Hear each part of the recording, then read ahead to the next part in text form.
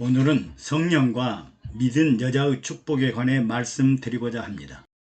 누가복음 1장 45절에 세례 요한을 잉태한 엘리사벳이 구세주 예수를 잉태한 마리아를 향해 믿은 여자에게 복이 있도다. 주께서 그에게 하신 말씀이 반드시 이루리라고 합니다. 예수님의 동정녀 탄생과 함께 갑자기 믿은 여자에게 복이 있다는 말씀이 무슨 의미일까요? 즉 성령의 잉태와 믿은 여자의 축복은 어떤 내용일까요?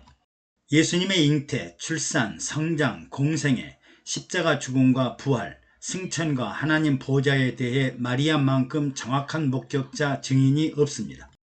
예수님의 제자들보다 더 상세하게 모든 일대기를 기억할 것입니다. 우리가 축복받는 믿은 여자를 이해하려면 또다시 창세기 아담과 하와가 살았던 에덴 동산으로 돌아가야 합니다. 아담은 생기를 받아 생명이 되었고 하와는 생명의 사람 아담에게서 육신을 얻어 탄생했습니다. 아담의 주인은 하나님이요 생기와 생명의 직접적인 관계가 있으며 하와의 주인은 남자 아담으로 자신을 사랑하는 남편 아담을 통해 하나님의 약속과 명령을 간접적으로 전해 들었습니다. 믿음은 들음에서 난다고 잘 들어야 좋은 믿음을 갖는데 하와는 생명인 아담의 말을 잘못 듣고 잘못 믿었습니다. 그래서 사탄이 와서 유혹할 때 횡설수설하다가 넘어서는 안 될 선을 넘어버렸습니다. 선악을 알게 하는 나무를 본즉 먹음직도 하고 보암직도 하고 지혜롭게 할 만큼 탐스럽기도 하는 나무인지라 유혹을 받지 않고 미혹에 빠지지 않을 사람이 없습니다. 금단의 열매를 단 한 번이라도 따먹고 실수를 한 사람이 있다든지 또는 실수의 결과가 얼마나 무서운지 알았다면 하와도 인내하고 절제하고 포기했을 것입니다. 그러나 하나님은 냉정하고 무정하고 매정하시게 단 한 번의 실수, 단 한 번의 잘못된 행위를 용납하지 않으시므로 아담과 하와는 축복의 동산에서 쫓겨나고 말았습니다. 내처지는 자신들을 생각하면 하나님께서 일부러 선악과를 두고 육체에서 난 사람이 이 유혹을 이기는가 못 이기는가 시험을 하려고 갖다 놓은 열매와 같다고 생각했을 것입니다. 그런데 육체의 사람 하와가 먹고 난 다음에 선악과를 남편에게도 주자 생명인 아담도 먹고 말았습니다. 만약 가정입니다. 생명의 사람 아담이 먹기를 거부하고 먹지 않았다면 어떻게 되었을까? 역시 육체의 사람과 생명의 사람은 구별이 되는구나. 생기를 주고 생명을 받은 사람만 잘 관리하면 하나님을 대리하거나 대신하여 세상을 대리 위임 통치하는 데 영향이 없을 것이라고 생각했을 것입니다. 그리고 만약 육체의 사람인 하와가 한 번 실수를 해도 용서하거나 돌이킬 수 있을 것이라고 생각하실 수 있을 것입니다. 일단 하나님의 생기와 생명으로 하는 대리 위임 통치 계획은 아담과 하와의 불순종으로 실패하고 말았습니다. 얼마나 화가 났던지 하나님은 에덴 동산에서 사람을 쫓아내시고 다시는 집에 들어오지 말라고 했으며 그 후 아무도 에덴 동산에 들어간 적이 없습니다. 그래서 하나님은 직접 통치를 위해 하나님 중에 한 분이신 아들 예수님을 육신의 사람들과 동일하게 태어나도록 동정녀의 몸을 빌리셨고 사탄에게 빼앗겼던 나라와 주권을 회복하기 위해 영원한 통치자 지배자로 독생자 예수 그리스도를 직접 보내실 수밖에 없었습니다.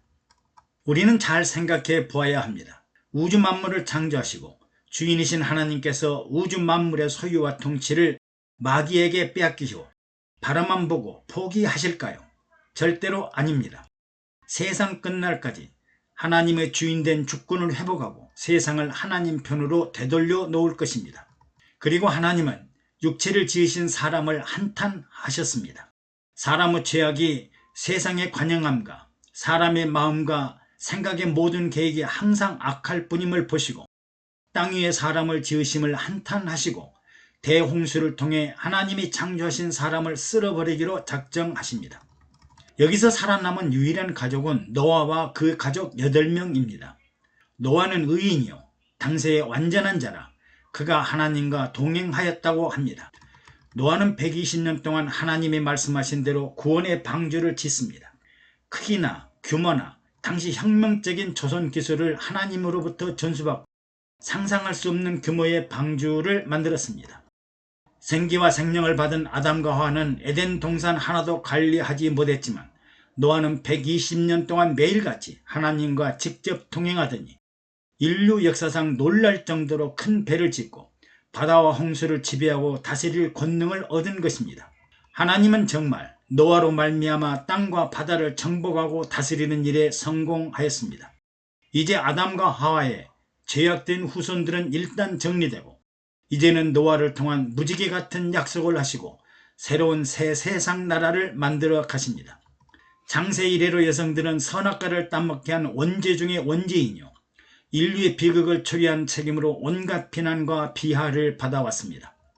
그러나 생명인 남편 아담이 적극적으로 제지했다면 인류의 비극은 일어나지 않고 하와의 이 일은 해프닝으로 끝날 수 있었을 것입니다. 그러므로 선악과의 책임은 여자에게만 있는 것이 아니라 남자에게도 있습니다. 동정녀 탄생은 이 엄청난 일의 반전입니다.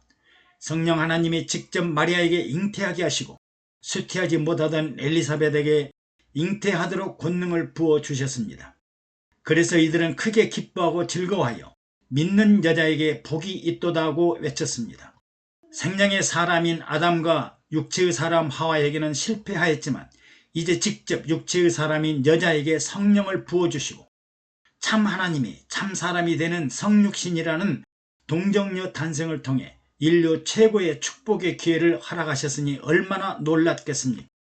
그리고 하와는 잘못된 부정확하고 불확실하고 불투명한 믿음으로 실패했지만 마리아와 엘리사벳은 확실한 믿음을 가지고 성령 하나님의 대역사가 자신들의 육체를 통해 반드시 이루어지리라는 엄청난 믿음을 보여주었습니다.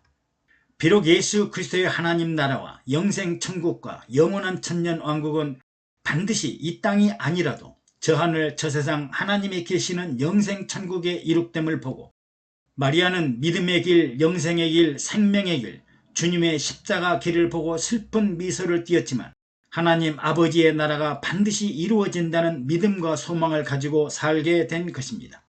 이제 우리는 남자나 여자나 모두가 예수 그리스도 앞에서는 믿은 여자들입니다. 장차 예수 그리스도가 재림하실 때 신랑은 예수 그리스도 한 분이시고 구원받은 성도들은 모두가 그리스도의 신부가 되는 이유를 어렴풋이나마 이해하게 될 것입니다. 믿는 여자들은 그리스도의 신부가 되기 위하여 성령으로 잉태하고 잉태된 믿음이 육체 안에서 열매와 결실을 이루어져서 그리스도의 신부로서 영원한 축복을 향해 믿음의 경주를 해야 합니다. 감사합니다.